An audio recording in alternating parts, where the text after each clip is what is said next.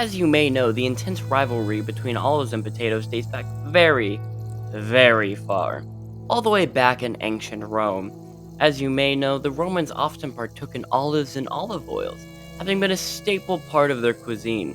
The Celts did not like this, repeatedly fighting the Romans. However, the Romans pushed the Celts back as far as they could, all the way back to modern-day Ireland.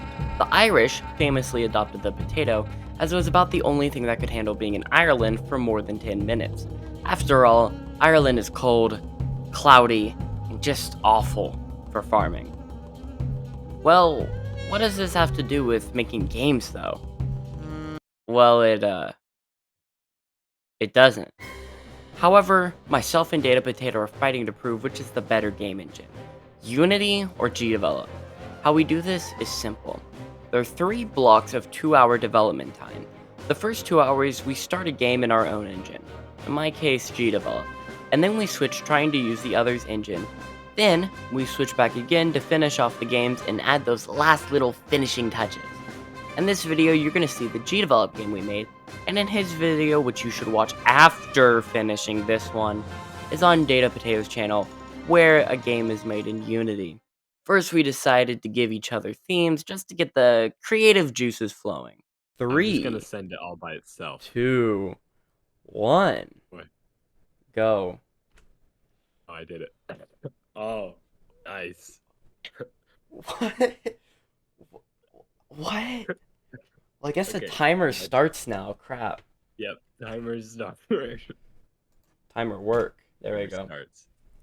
Heptare refrigerator? Hepta refrigerator, bro. Hepta refrigerator. What? So, my theme was Hepta refrigerator, which is, certainly interesting. According to the Potato Man himself, this meant 7 fridges. After this, I started intensely brainstorming ideas. I determined that you would be a chef trying to make the best sandwich of your entire life. To do so, you had to collect the 7 holy ingredients from the 7 holy fridges. The idea was perfect. So I started actually making the game. For the sake of being fast and kind of lazy, to be honest, I just made a little 2D platformer just using the built-in platforming behavior. I made some ground and a little chef guy, and I decided that I would try to get the core gameplay done before making the animations.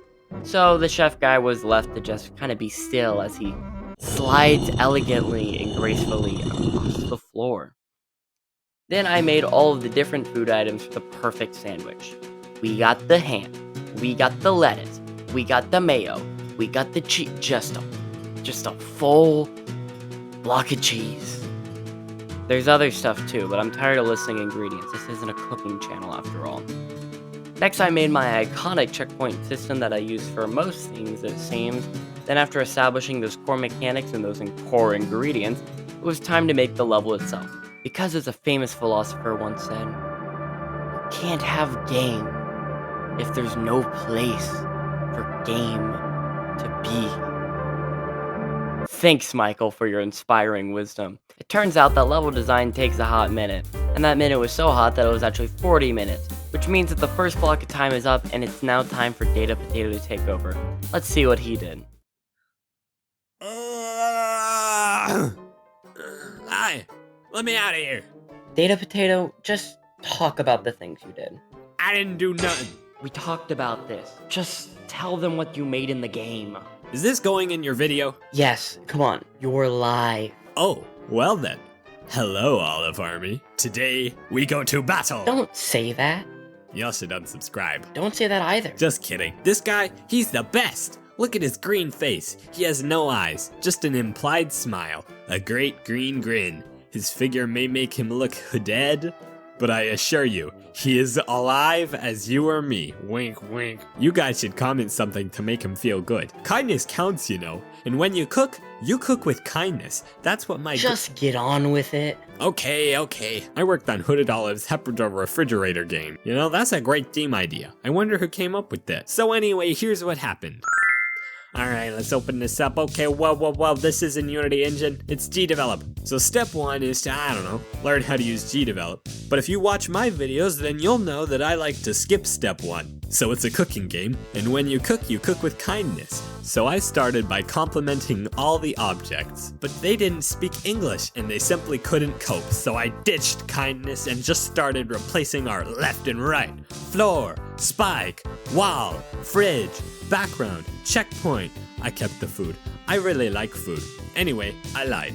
The very first thing I did was completely redo the player's movement, since I don't like GDevelop's default movement. I don't know, it just feels broken. Anyway, it turns out GDevelop doesn't use actual code. Instead, we have one single script or event sheet where we create block thingies, I guess. So I recorded the movement. It's basically the same, but different. I also added a running animation to the player, and I made it so you can pick up foods and drag them into the fridges, or, use them to fly. And I fixed this part where you can trap yourself, and I made the food start in the middle with a randomized type. I also added this introduction and some sounds from the GDevelop sound library.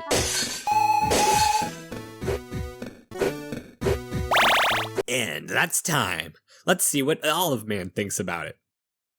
Why is there bread in the sky? It's leavened bread. What? I don't. Wow, it looks like he's broken his back several times. Yeah, he does yoga. Okay. Yeah, I recoded the movement. Why is it so slippery? Have you never been outside? I live in Antarctica. Oh, the oven's pretty cool. No, it's hot. Get roasted. Yeah. Okay, let me cook. Well, now I guess I need to actually, finish the game. Dang. After messing around with DataPotato's new movement, I determined it was too slippery for my liking. I also determined that I didn't know how to change it, and instead of complaining, I would just deal with it. So instead of doing that, I started to make a little win screen and a title screen. This was pretty easy to do. Got them running pretty good, pretty fast. After all, title screens aren't very complicated when it's not a full game with like a kajillion options. After testing more, I realized that I kinda sucked at making jumps consistently, and figured that normal people would probably struggle even more. So I added a bit of coyote time just to make the game feel a little more polished and just be more manageable. But then I realized something. The game was missing that signature hooded olive look of just throwing lights everywhere instead of making better art. So I added lights everywhere.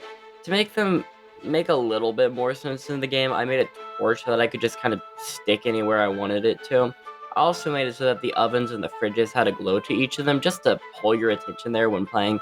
Because apart from the food, those are kind of the most like important things to be looking at when you're playing the game.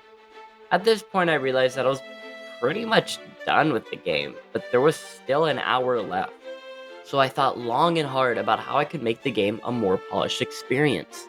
Maybe I could fix some bugs, maybe I could improve the movement, maybe I could make indicators where the food is just to make the game a little more easier and just more accessible. Or I could change the title and win screens and change legitimately nothing about the gameplay whatsoever, but that would be kinda silly and that's just stupid. So I changed the title and the win screens.